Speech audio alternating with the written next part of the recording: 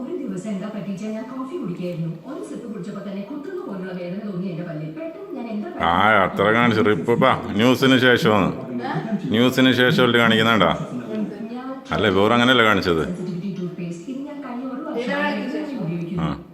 നേരത്തെ ഞാൻ കുറച്ച് കുടിക്കുമ്പോ തന്നെ വല്ലാത്തൊരു കുത്തുന്ന വേദന ഉണ്ടായിരുന്നു എന്റെ പല്ലിൽ.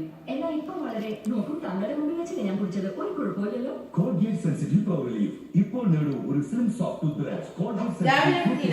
ഇല്ല കിട്ടിയില്ല.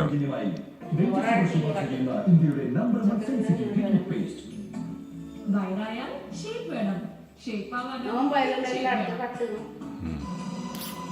അതാ സ്വന്തമായി നിർമ്മിച്ച് ഇന്ത്യ പര്യടനത്തിന് തയ്യാറെടുക്കുകയാണ് കാസർഗോഡ് സ്വദേശി സാദിഖ് പാഷ. വീടിന് സമാനമായ സൗകര്യങ്ങളാണ് സാദിഖ് സ്വന്തം ട്രെയിലറിൽ ഒരുക്കിയിട്ടുള്ളത്. ഏറെക്കാലത്തെ പ്രവാസ ജീവിതം അവസാനിപ്പിച്ച തലങ്കര ബാങ്കോടിലെ സാദിഖ് പാഷ പാതി വഴിയിൽ മുടങ്ങിയ കാശ്മീർ യാത്രക്കായാണ് ടെന്റ് ട്രെയിലർ എന്ന ആശയത്തിൽ തുടക്കം കുറിച്ചത്. വിദേശ രാജ്യങ്ങളിൽ കണ്ട് പരിചയിച്ച ട്രെയിലർ ഇന്റർനെറ്റിന്റെ സഹായത്തോടെയാണ് ഇദ്ദേഹം സ്വന്തമായി രൂപകൽപ്പന ചെയ്തത്.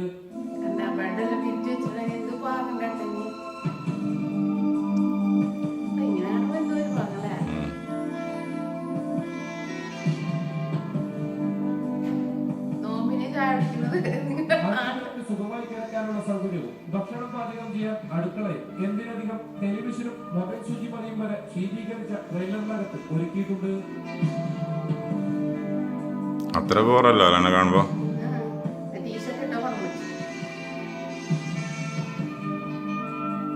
ഏതു വാഹനത്തിൽ ഘടിപ്പിച്ചും ഇത് കൊണ്ടുപോകാൻ സാധിക്കുമെന്നതാണ് മറ്റൊരു പ്രത്യേകത.